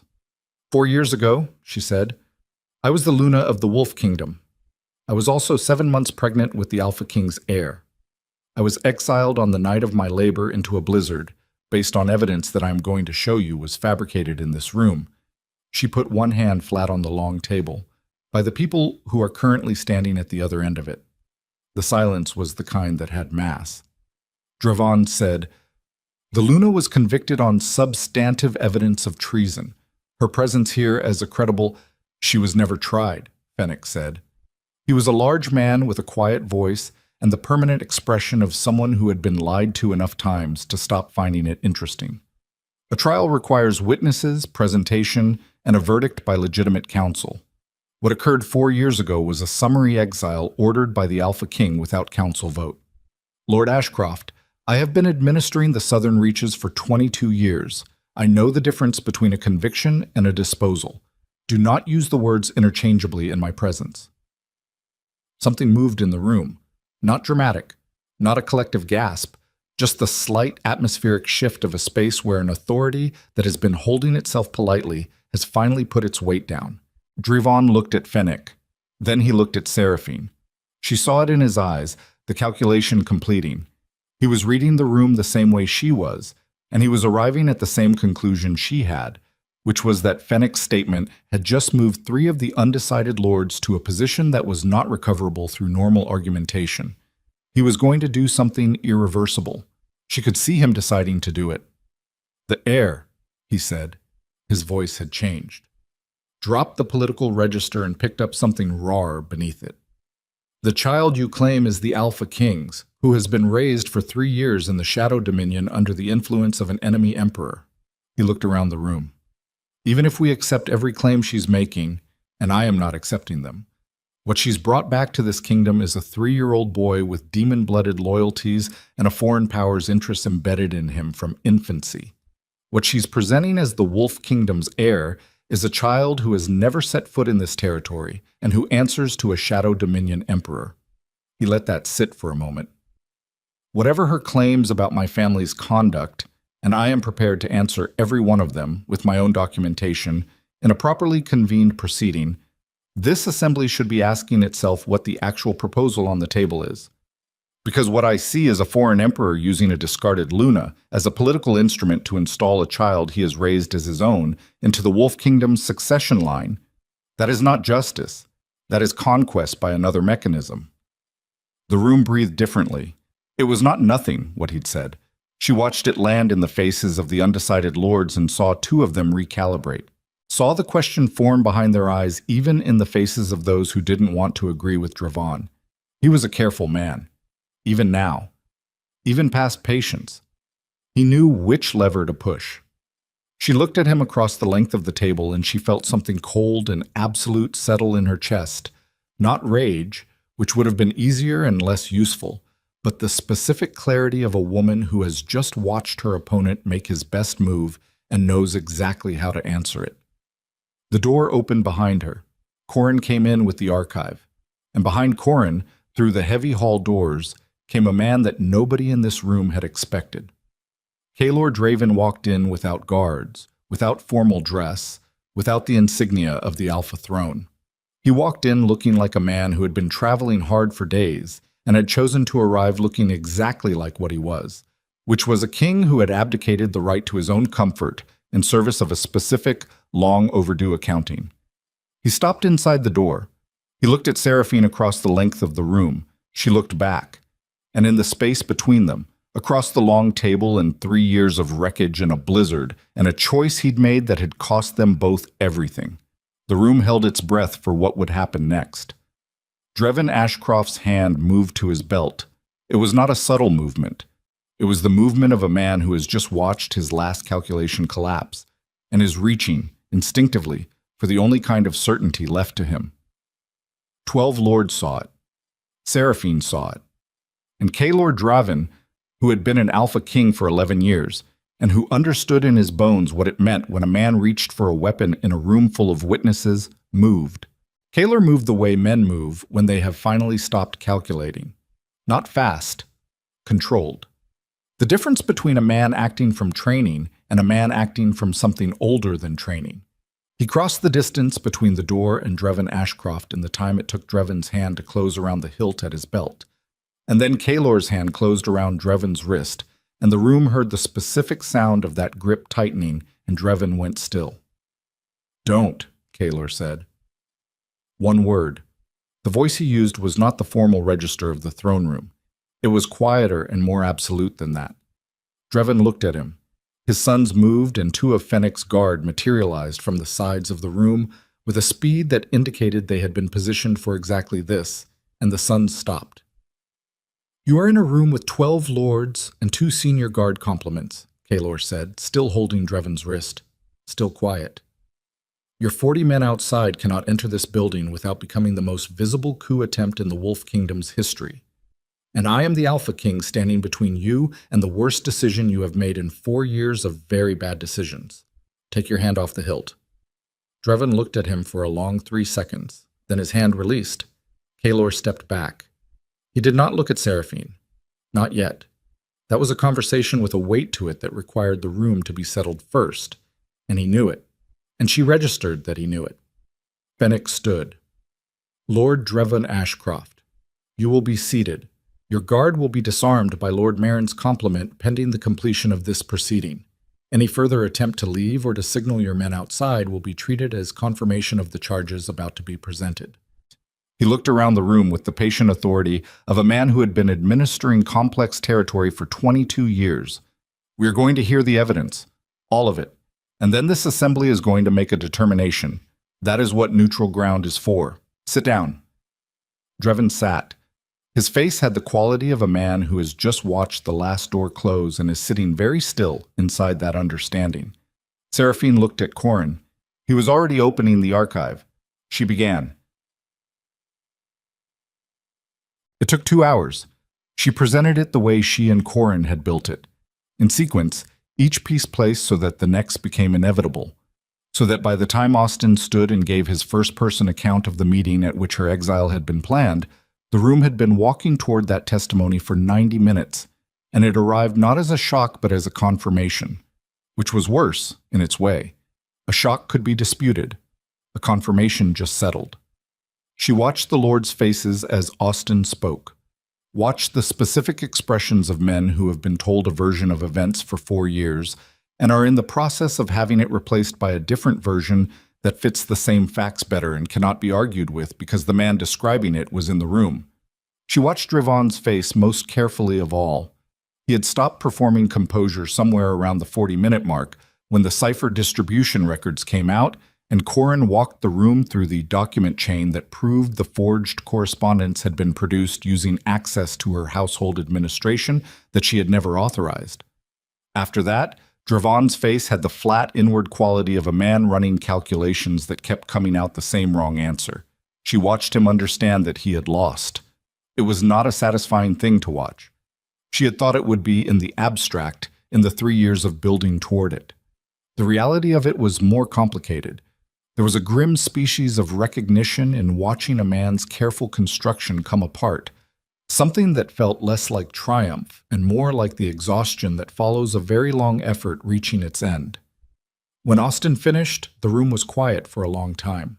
Then Lord Marin said, "I want it noted for the record of this proceeding that I voted in favor of the Alpha King's council formation 3 years ago. I want it noted that I did so on the advice of Lord Ashcroft's allied council members. And I want it noted that I intend to review every decision made under that advisory structure." It was not a dramatic statement. It was an administrative statement, delivered in the flat tone of a man conducting himself correctly, and it was more damning than anything dramatic could have been. 5 other lords made similar notations. Drevon said nothing. His eldest son, at some point during the testimony, had stopped looking at his father. The formal determination took another hour. Seraphine stood outside during most of it, in the cold morning air with the borderland trees and the sound of Drevon's 40 men milling in increasingly uncertain formation outside the building. Uncertain because word had clearly reached them that whatever they'd been sent to prevent had already happened, and 40 armed men without a clear order to execute are just 40 men standing in the cold. Valor came to stand beside her at some point. He didn't speak. She didn't speak. They stood in the cold together and let the proceedings inside proceed. Kaelor came out after 20 minutes. He stopped a few feet from her. He looked like he'd been traveling for 4 days without adequate sleep, which she believed he had. He had not shaved. There was road dust on his coat that hadn't fully brushed out.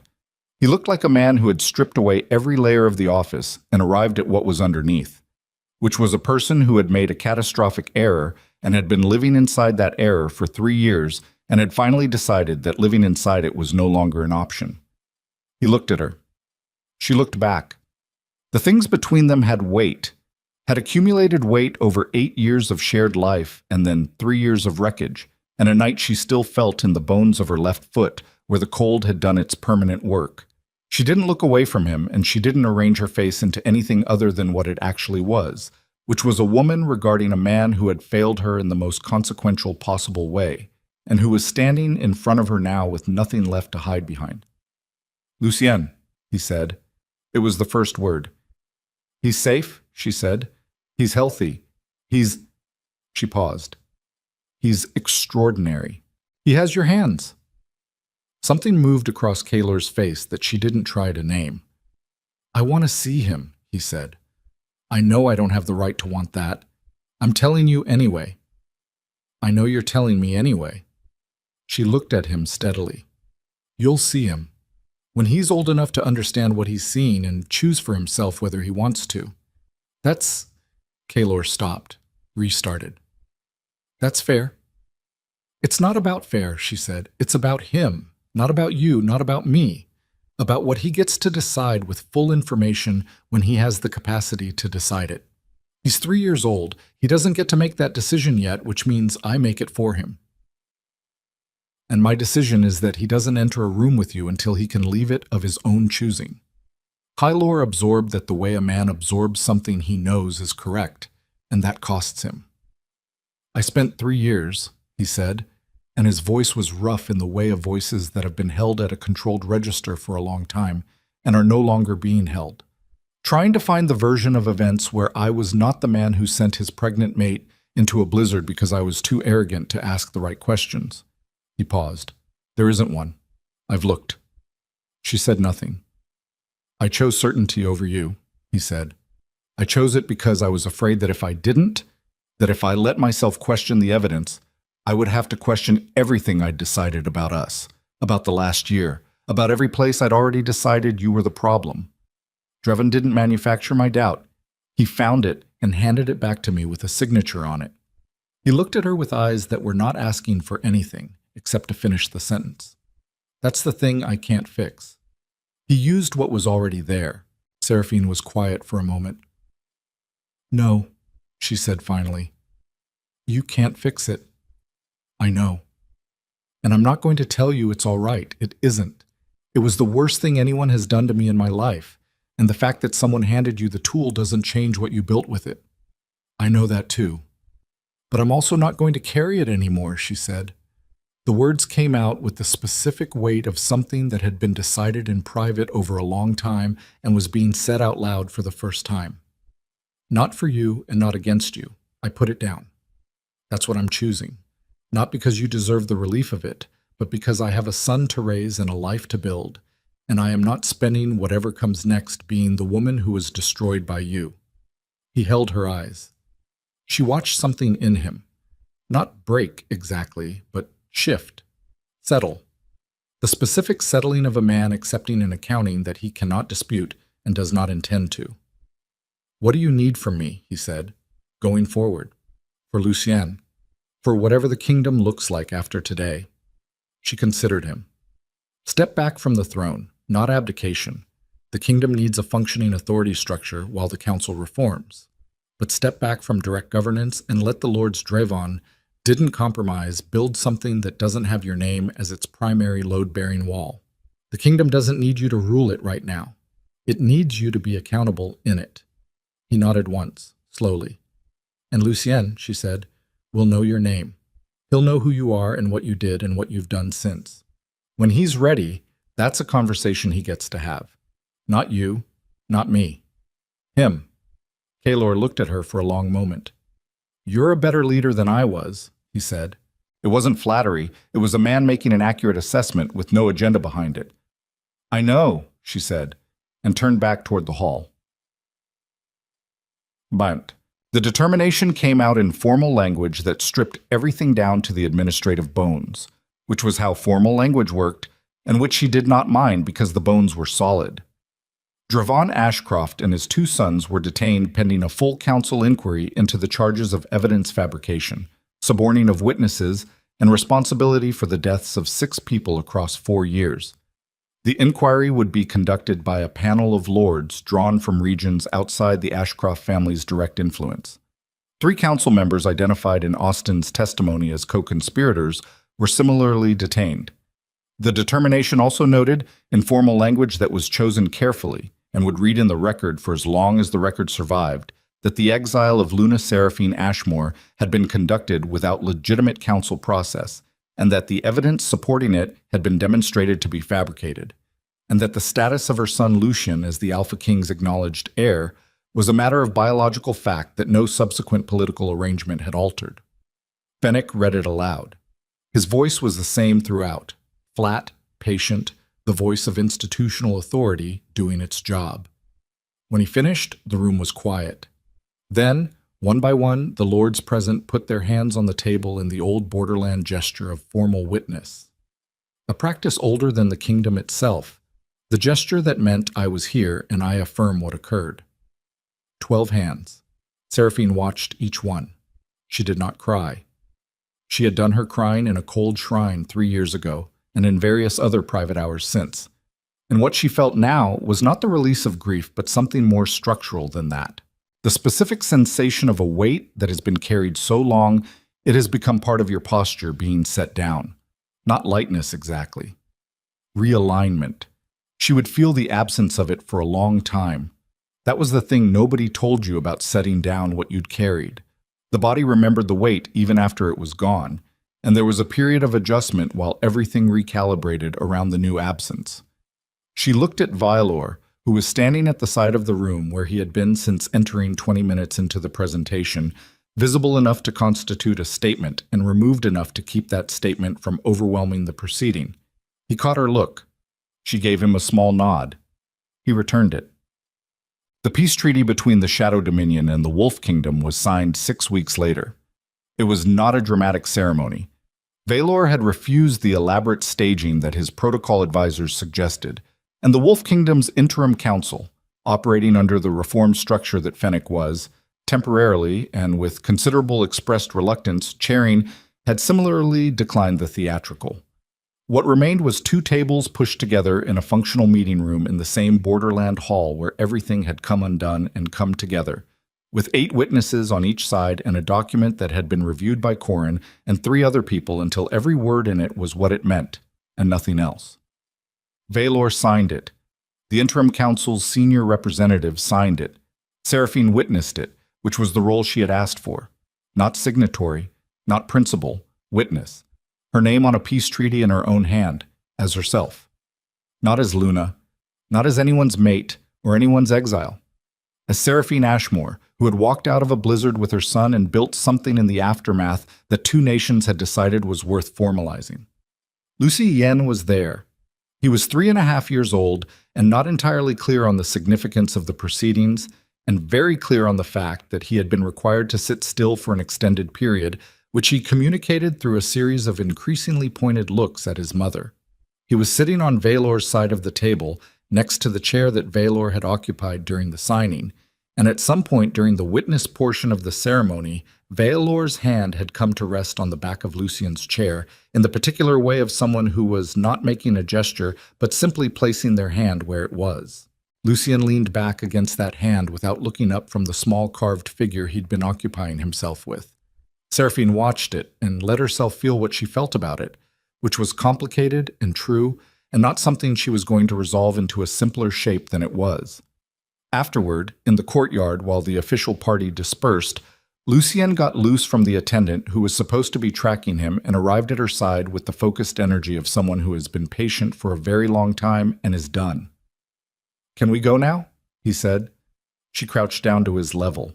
He had her eyes and Kaelor's jaw and 3 years of dominion living in his bearing, a particular combination of self-possession and directness that belonged to neither of his parents entirely and was already, clearly, his own. "Almost," she said. "You always say almost. And then we always go, so the system works." He considered this with the grave evaluative expression he'd developed recently and which she suspected he'd absorbed from watching Valor run council sessions. Then he held out the carved figure. Valor made this. It's a wolf. She took it and looked at it. It was small and roughly done. Not a craftsman's work, but recognizable. A wolf mid-stride, head up. He made this? In the evenings. He does woodwork sometimes. He said it was for me, but I think...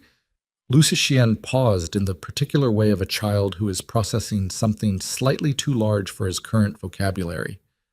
I think it was for you too, because of the wolf part. She held the small carved figure and felt the specific quality of that, the utter guilelessness of a 3-year-old delivering intelligence he didn't fully understand he was delivering. She looked up and found Valor across the courtyard, in conversation with Fennec, not looking at her. She looked back at Lucien. Tell me something, she said. He waited. Are you happy? He thought about it with the seriousness he brought to questions that required seriousness. Yes, he said. Mostly. I want a dog. You can't have a dog. Valor said we could discuss it.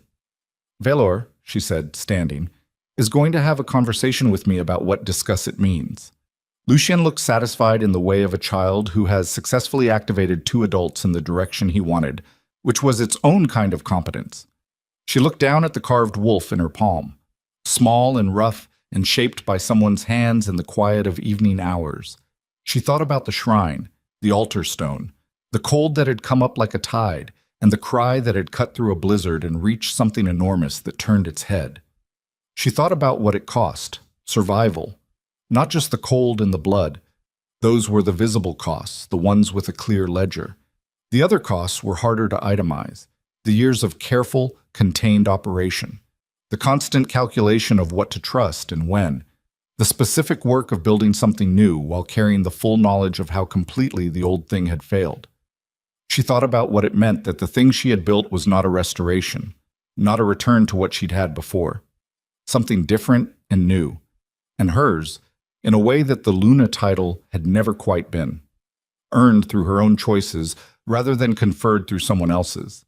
She thought about Kalor, who was somewhere in the kingdom he had decided to stay in and rebuild, accountability his occupation now, no crown required. She thought about him without anger and without love, and with the particular complex residue of 8 years of knowing someone that doesn't disappear, but does, eventually, stop demanding anything. She thought about Lucien saying, I think it was for you too, because of the wolf part. She closed her hand around the small carved figure. Some things couldn't be restored. The places the cold had damaged, the toes that still went numb in deep winter, the specific shape of trusting someone completely, these didn't come back the same. You didn't get the original. You got what grew in the original's place, which was different and sometimes stronger and never exactly what you'd planned. She had stopped planning for the original. What she had now was what she'd built, and what she'd built was real, and it was hers, and Lucien was whole and safe and wanted a dog. And somewhere in the borderland hall behind her, 2 nations had put their names to a future that hadn't existed 3 years ago, when she lay down on a stone altar, convinced she was going to die there. She had not died there. She had walked out. And everything that followed, the empire she'd navigated, the evidence she'd built, the room she'd walked into alone, the wolf carved by someone's hands in the quiet of evening hours, everything that followed was the answer to the question that night had asked her. Who are you when there is nothing left to protect you? She knew the answer now. She put the carved wolf in her pocket and turned to find her son. Come on, she said. Let's go home. Lucien put his hand in hers without looking up, with the automatic trust of someone who has never once doubted that she would be there, and they walked together out of the courtyard and into whatever came next. Behind them, the Borderland Hall stood in the cold morning light, with its heavy doors and its neutral walls and its record of what had happened inside it. The names, the testimony, the 12 hands on the table, the document that changed the shape of 2 nations' futures. The record would outlast all of them. That was the point of building something in writing rather than in power alone. Power was contingent. It shifted and was taken and was lost.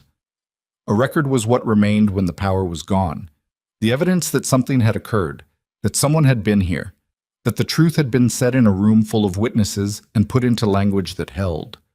Seraphine had spent 3 years building a record. She walked away from it without looking back, because the looking back was done, and what was ahead was the only direction that had ever mattered. The treaty held. The Dominion and the kingdom built, slowly and with the particular caution of former enemies who have decided to try a different thing. The infrastructure of a peace that would take a generation to become ordinary and 2 generations to become assumed. Lucien grew into the space between them, carrying both bloodlines, understanding both cultures, belonging entirely to neither, and therefore capable of belonging to both. He grew into the jaw and the eyes and the particular self-possession of a child who had been raised by people who did not treat him as a symbol but as a person, which was the most radical thing either of his parents had managed to agree on. He never got the dog. He got 2. And in the evenings, in the Dominion's inner residence, in the quiet that follows the day's work when everything important has been attended to and what remains is simply the texture of a life being lived, Seraphine Ashmore sat with the rough-carved wolf in her hands sometimes and thought about the cold and about the cry that had cut through it and about the chain of consequences that had led from a stone altar in a broken shrine to here. She did not call it fate. She had no use for fate. She called it what it was, the sum of choices made by people under pressure, some of them catastrophically wrong, some of them right enough to matter, and the stubborn refusal of one particular woman to let the wrong ones be the final word. That was enough. That was, in the end, exactly enough.